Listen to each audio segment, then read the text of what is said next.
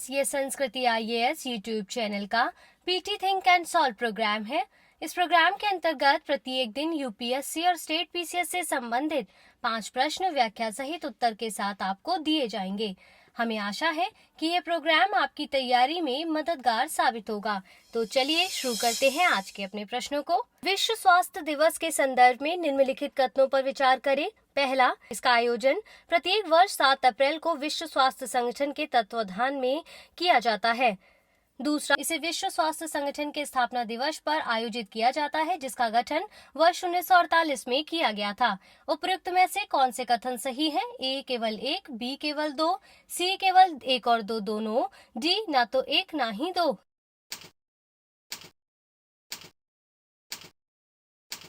सही उत्तर है option C. विश्व स्वास्थ्य दिवस का आयोजन प्रत्येक वर्ष 7 अप्रैल को विश्व स्वास्थ्य संगठन के तत्वाधान में किया जाता है। इसका उद्देश्य वैश्विक स्तर पर स्वास्थ्य संबंधी जागरूकता का प्रसार करना है। वर्ष 1950 में प्रतिवर्ष विश्व स्वास्थ्य दिवस का आयोजन किया जा रहा है। इसे 7 अप्रैल को विश्व स्वास्थ्य संगठन के स्थापना दिवस पर आयोजित किया जाता है। विश्व स्वास्थ्य संगठन का गठन वर्ष 1948 में किया गया था। विगत 50 वर्षों में इसके माध्यम से मानसिक स्वास्थ्य, मातृ एवं शिशु देखभाल तथा जलवायु परिवर्तन के कारण स्वास्थ्य पर पड़ने वाले प्रभावों जैसे महत्वपूर्ण स्वास्थ्य मुद्दों पर भी ध्यान आकर्षित किया जाता है। इस वर्ष विश्व स्वास्थ्य दिवस का थीम सभी के लिए एक निष्पक्ष स्वस्थ विश्व का निर्माण। इस प्रकार कथन 1 और 2 दोनों सही है, इसलिए इसका सही उत्तर है ऑप्शन सी। देखते हैं आज के अपने दूसरे प्रश्न को। केंद्रीय अन्वेषण ब्यूरो के संदर्भ में निम्नलिखित कथनों पर विचार कीजिए। पहला, इसकी स्थापना वर्ष 1963 में संथानम आयोग की अनुशंसाओं के आधार पर की गई थी। दूसरा, यह कार्मिक एवं प्रशिक्षण विभाग के प्रशासनिक नियंत्रण में कार्यरत भारत की एक प्रमुख जांच एजेंसी है। तीसरा, इसे दिल्ली विशेष पुलिस स्थापना अधिनियम 1946 के तहत शक्तियां प्राप्त हैं। उपयुक्त में से कौन से कथन सही है? ए केवल 2 और 3, बी केवल 1, सी केवल 1 और 3, डी उपयुक्त सभी।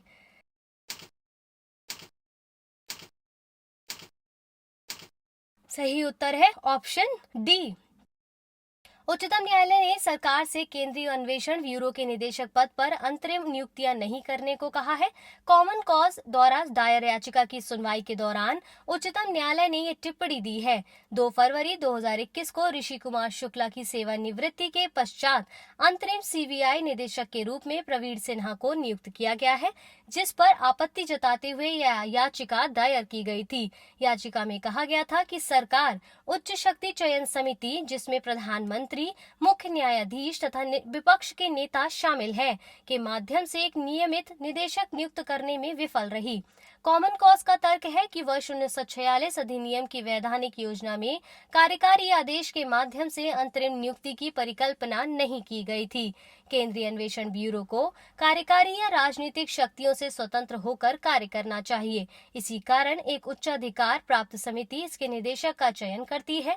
भ्रष्टाचार की रोकथाम के लिए गठित संथानम आयोग की अनुशंसाओं के आधार पर वर्ष 1963 में इसकी स्थापना गृह मंत्रालय के एक संकल्प द्वारा की गई थी, जिसे बाद में कार्मिक मंत्रालय को हस्तांतरित कर दिया गया है।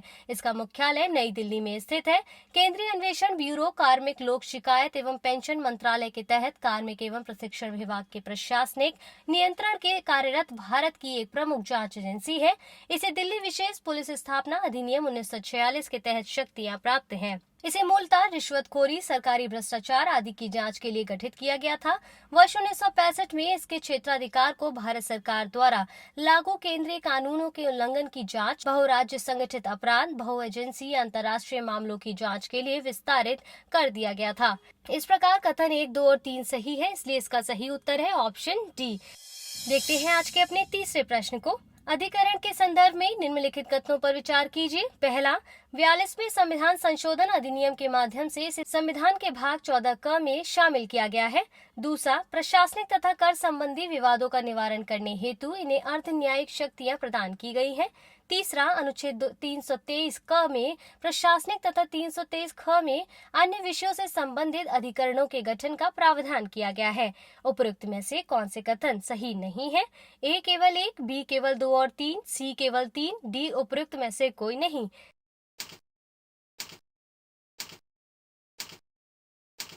सही उत्तर है ऑप्शन डी। अधिकरण सुधार अध्यादेश 2021 को हाल ही में लागू किया गया है। इसके तहत वित्त अधिनियम 2017 की धारा 184 में संशोधन कर केंद्र सरकार को अधिकरण के सदस्यों की योग्यता, नियुक्ति, कार्यालय की अवधि, वेतन व भत्ते, त्यागपत्र, निष्कासन तथा अन्य सेवा संबंधी नियमों तथा शर्तों का निर्धारण करने संबंधी शक्तियां प्रदान की गई है।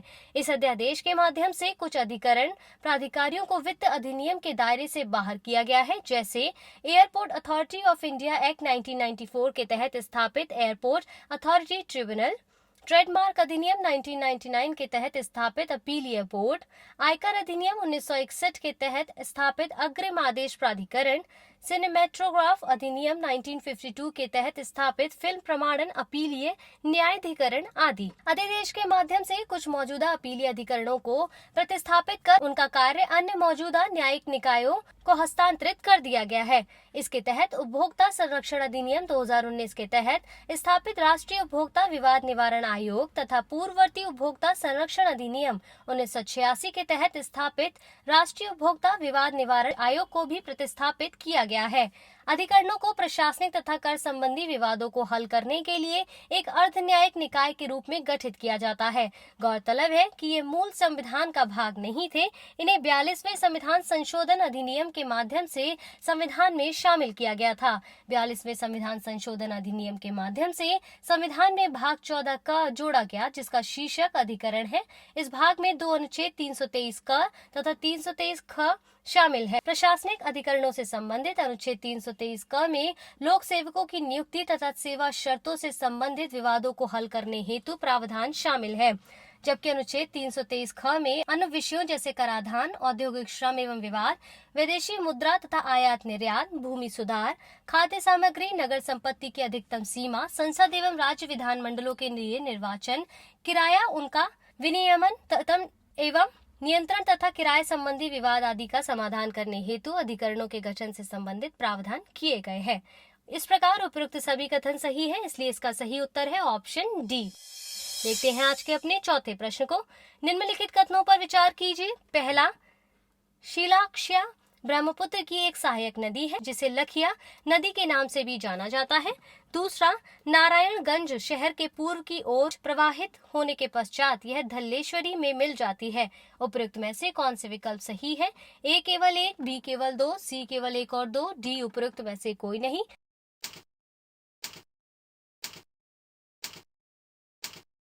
सही उत्तर है ऑप्शन सी।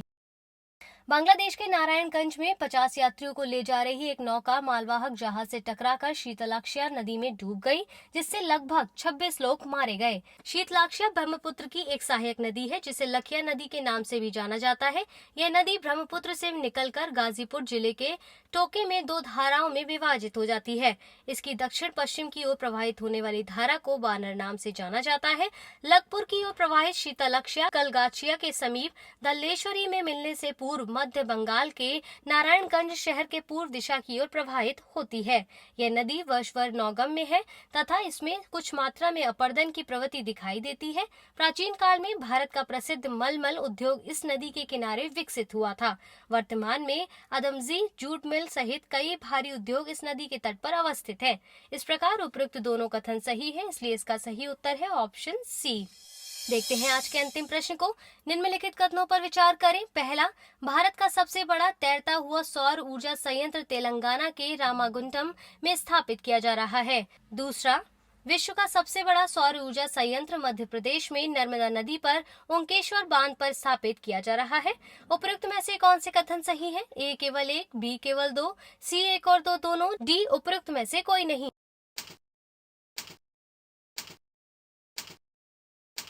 सही उत्तर है ऑप्शन सी। भारत का सबसे बड़ा तैरता हुआ ऊर्जा संयंत्र तेलंगाना के रामागुंडम में स्थापित किया जा रहा है। 100 मेगावाट की क्षमता वाले संयंत्र में मई 2021 तक पूरे होने की संभावना है। राष्ट्रीय थर्मल पावर कॉरपोरेशन द्वारा स्थापित इस परियोजना में 4.5 लाख फोटोवोल्टेक पैनल होंगे। ये सौर पैनल 450 एकड़ के क्षेत्र को कवर करेगा। भविष्य में इनका विस्तार किया जा सकता है। इनका उद्देश्य कार्बन फुटप्रिंटिंग को कम करना तथा इसकी क्षमता के 30% तक हरित ऊर्जा उत्पादन में तेजी लाना है। विश्व का सबसे बड़ा सौर ऊर्जा संयंत्र मध्य प्रदेश में नर्मदा नदी पर ओंकेश्वर बांध पर स्थापित किया जा रहा है, जिसकी स्थापना 600 मेगावाट है। इस प्रकार कथन 1 और 2 दोनों सही है, इसलिए इसका सही उत्तर है ऑप्शन सी।